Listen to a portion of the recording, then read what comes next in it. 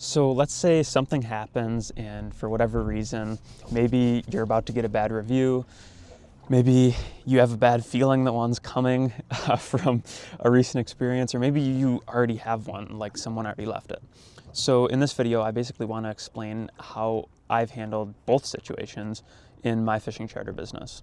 So the first situation is, let's say you're expecting a bad review.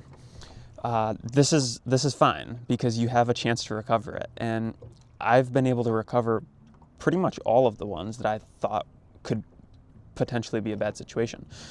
So how do I do that? Well, you have to over deliver, like massively, like really, really big time.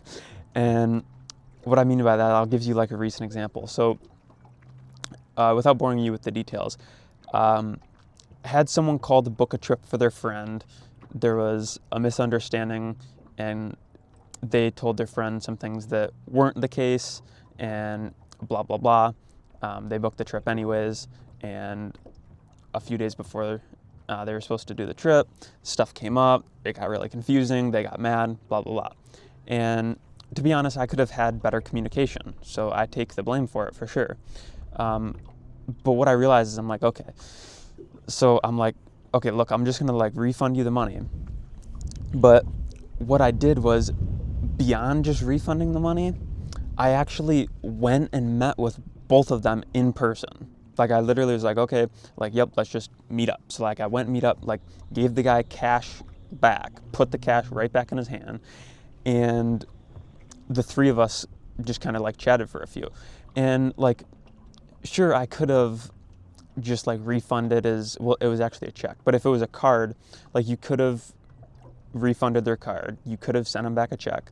But going out of my way to go meet with them and like actually shake their hand in person and things like that personal connection, and then just talk about other stuff, you know, like obviously they weren't thrilled with the situation, but it was kind of like, just, it doesn't have to be anything crazy. It's just like one little notch above the bare minimum, basically.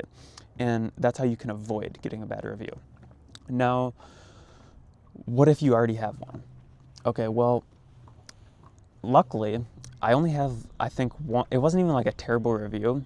It was like a 3-star or something like that. And it was on Fishing Booker anyways, so it wasn't even on my main page. That one was kind of a surprise because I took the guy out fishing and we caught some fish, but they weren't like the species that he wanted to catch. So he gave me like a 3-star review and just basically said like, oh, like the captain was good, but we didn't, catch the target species. Which, like, okay, but I don't know if that really deserves a 3-star review.